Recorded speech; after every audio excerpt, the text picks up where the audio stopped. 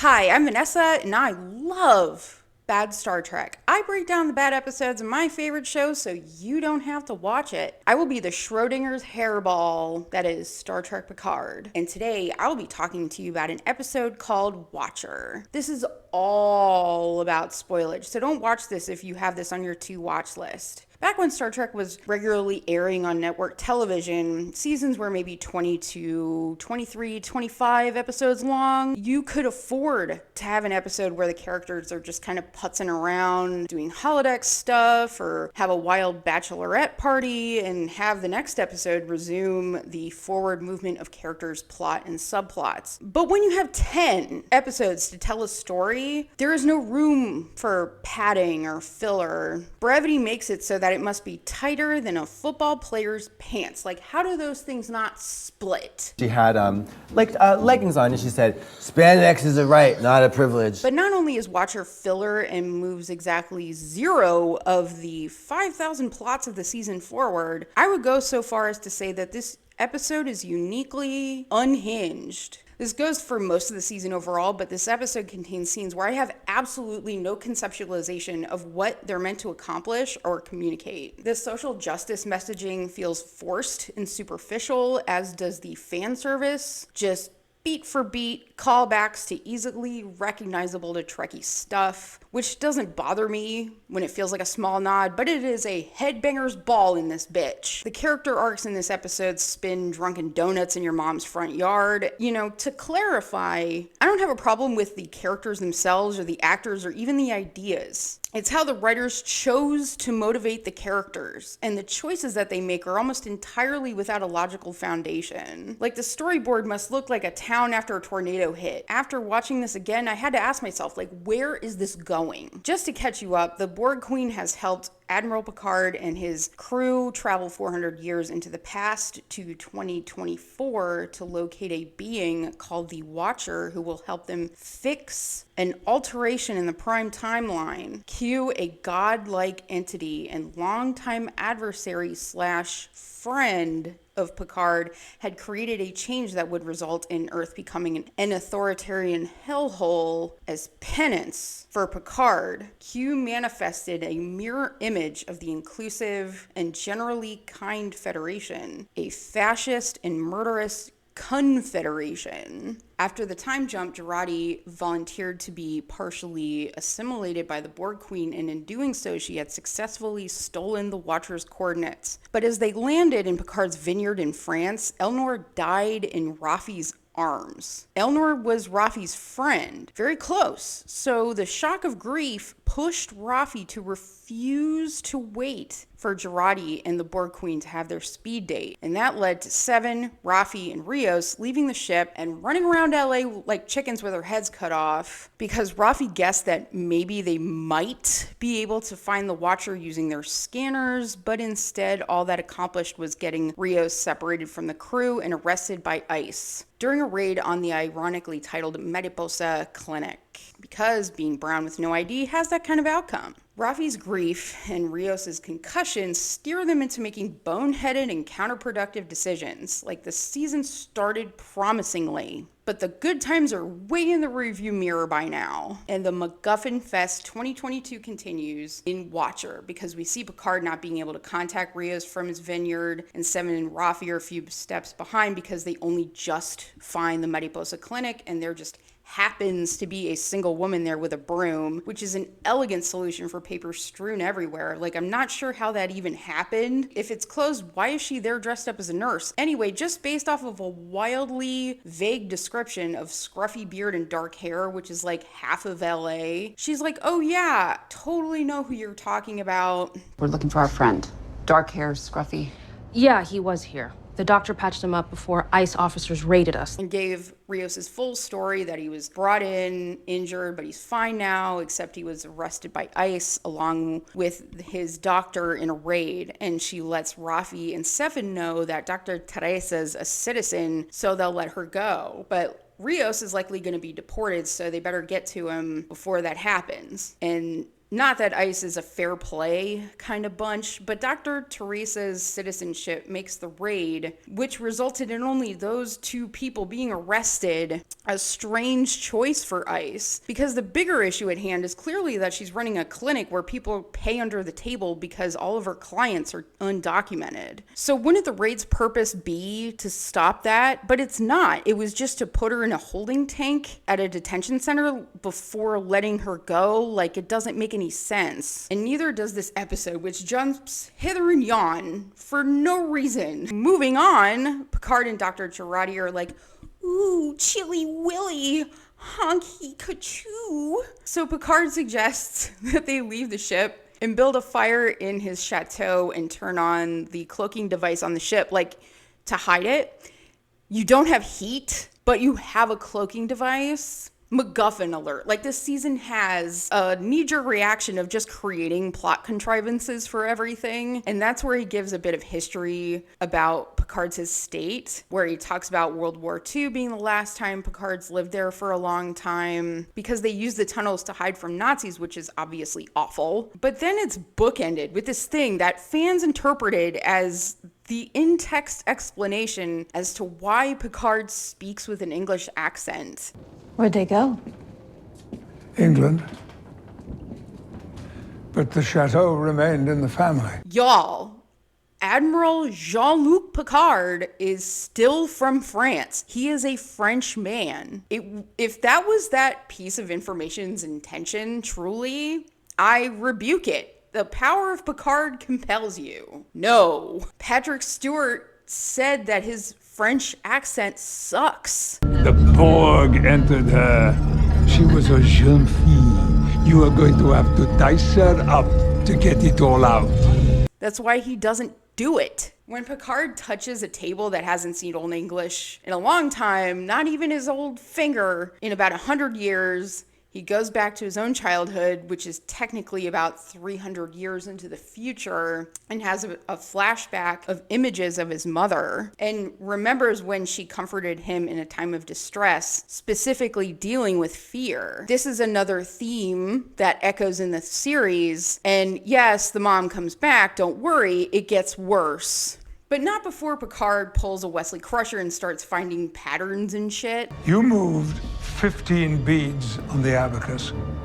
You chose the 15th volume of the Britannica and a Pinot Noir, 1915. I have a friend who's into wine, and the thing is, unless that bottle is perfectly stored, that Pinot is probably going to have a rat floating in it. Like, it put the cork back before it drowned. Like, it's an elaborate way to go, but it's not impossible. Moral of the story is, if you find 110-year-old wine on the floor in an abandoned house, just don't drink it. Picard sees this pattern as an indication that Girardi's mind is sending a message. Like, she has a mouth that she can speak with. Just say the thing. But she calls him Dixon Hill, another callback to the Next Generation, to Picard's favorite holonovel, Hideaway, from his least favorite person. So Girardi's like, does that mean we have 15 hours? And Picard's like, no, why not? There's no reason to dismiss that. But Picard goes, no, we've landed on the 12th, and the 15th is when this change in the timeline happens. Like, he's so definitive about it for no reason. Like, what is this scene? He just has to have a Wonder Years moment before changing the channel to Sesame Street and suddenly remembering that he knows how to count. Like, was there only reason for going to the chateau to get this date? Because they end up right back at the ship, and Picard's suddenly determined to beam to the Watcher's coordinates. Like, did the heat get fixed? I don't understand.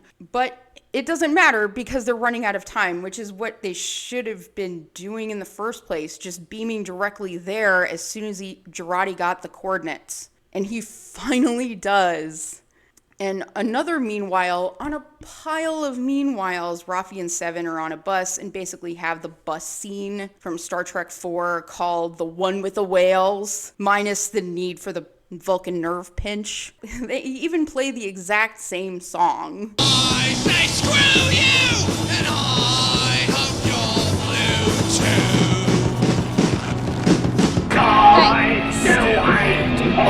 Hey! You mind stopping that noise? The temperature's are rising. Sustainable as well. Yeah, okay, fine. So anywho, we have another cut. Picard is at the Watcher's coordinates, which appears to be in an alley, but it's not just any alley, because it's at the address 10 Forward Avenue, which loudly announces to Picard and anyone else who remembers the Next Generation at all that this was the name of Guinan's bar on the Enterprise. So Guinan's the Watcher, right? As a fan of Guinan, I was super into that. But I'm gonna cut to the chase. She's not the Watcher. Like, we meet her and it's tense because she's a suspicious alien unsure of who Picard is. Which again, as a TNG fan, Picard and Guinan technically met 131 years before this in an episode called Time's Arrow. Like, I am not a stickler for shit like this, but the extent to which she doesn't remember him at all is striking. Not only does she not remember him, she points a gun at him. Who the hell are you, old man? And yeah, that's a very Guinan thing to do. But like, why is she bartending in LA? Like, there's a place near here that only sells wine mixers. There's no liquor. Like, I wonder if that's where it was. Anyway, Guinan's always been a people person, but she's about to leave Earth because I don't know if you've watched the news, but humanity, especially in America, pretty depressing. Fair point. And she even touches on white privilege's insidious feature of being an invisible mechanism to those who are white. That's all well and good, but she's still not the Watcher. So, like, were the coordinates wrong? Picard's real confused because Guinan insists that she's not the Watcher. Whatever you are watching over that you're about to abandon, it is vital to the future of humanity. I'm no Watcher. But he's trying to do this dance where he's trying not to break causality and say exactly who he is to not alter their relationship or their future. Eventually he's like, fuck it, I gotta spill the Romulan ale, man. I gotta do it. So finally Picard convinces her to stay on Earth and help fix the timeline. Even though she's still not the Watcher. She just happens to know where the Watcher is. You're looking for Supervisor, otherwise known as a Watcher. They're peppered through the galaxy, assigned to protect the destiny of certain individuals. This oddly reminded me of Masks because Guinan's like, oh, the Watcher's so powerful. One wrong move and you're dead. If you aren't the real deal, she'll probably bite your eyelids off. Just really pointless. So they go to this park where Picard is dragged around by the hand by several people who happen to be possessed by the Watcher. If I saw this from afar, I'd be worried. But eventually he meets the Watcher, which looks identical to the keeper of his chateau in his own timeline, the one that he might be in love with. And that's how the episode ends, sort of. The titular Watcher doesn't show up until almost the very end. But I forgot that whole thing with Ravi and Seven because this thing's edited like my cat turning hair into a hairball. They're trying to find Rios at the police station when the nurse clearly said ice. They took your friend? He ain't in the system yet. Then where is he? Processing? How should I know? God damn it!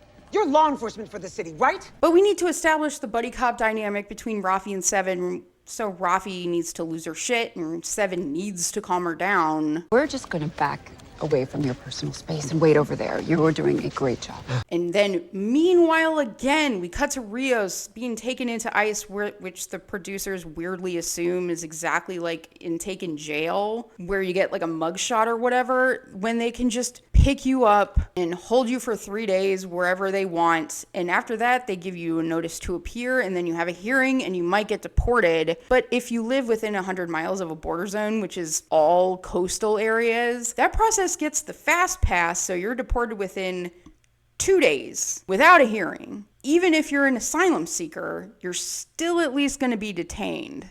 I mean, Rios is right about a lot of things here. He's right that the Pledge of Allegiance is fucking weird. ¿Te hacen jurar lealtad?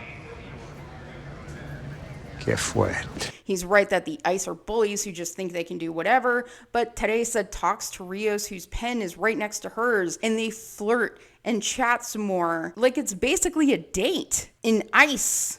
But then we cut away again to Rafi deciding to keep it low-key by breaking into a cop car to get access to the ICE database to find out where Rios is. And Rios contacts Girardi back at the ship to ask her to beam her and Seven to the detention center, but the transporters are down and it'll be a while before they work again. And Rafi could say, hey, maybe we should just get out of here, lay low, and wait until the transporter's fixed. But instead, she has Seven steal the cop car. Like, they're not supposed to draw attention at all or break causality. Like, have these folks played Grand Theft Auto, Saints Row? I mean, the thing that gets a cop's attention the fastest is stealing their car. And Seven suddenly can drive like a stunt woman, and we get more buddy cop bullshit. Whoa! Okay, well, nobody's gonna notice that. What, you want it out? We're out. And then we cut back to Rios, who is still on his date with Teresa at the ICE center, but she's released, and ICE even calls an Uber for her. Paperwork came through. Uber's waiting. She says it's her second time there, but ICE's primary function is to deport people. Like, why would they keep picking her up? That doesn't make any sense. On her way out, she says some mind-blowingly dumb shit. If you ever need anything. He needs something right now, ma'am. This is not a drunk tank. He needs palpable help to get out of that damn center. This is not the meet cute you think it is. I know that I've been giving Rios shit for having no regard for the temporal prime directive, but his speech to the ICE guard telling him exactly who he is pretty damn funny. I'm on an ongoing mission to explore strange new worlds, seek out new life and civilizations, but instead I'm stuck back in a particularly primitive past, no offense, trying to correct the timeline so I can, But not funny enough to slip out of cuffs. So he's on the bus and Seven and Rafi are beamed to a spot down the road from it. And that's where the storyline stops for this episode. Why is this dragging on and on? All of this leads to my absolute favorite scene, which makes the least sense of all, the very last scene, where Q is reading the LA Times and ruthlessly negging a poor woman who is just trying to read a fucking book. You can't do it, and you know it. The fear is choking you.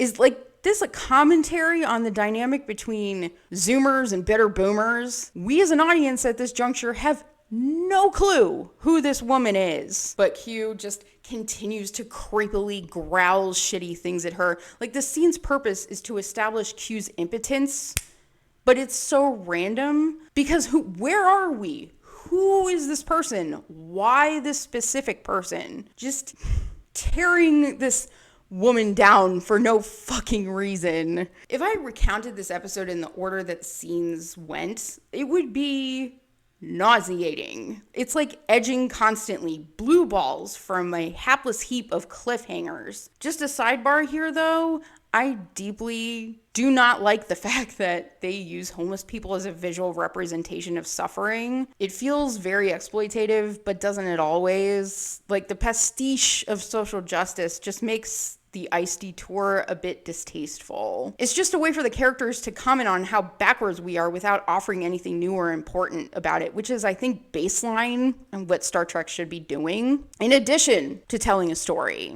which this episode clearly cannot. Like, subscribe, no pressure, but peer pressure. Till next time, I guess.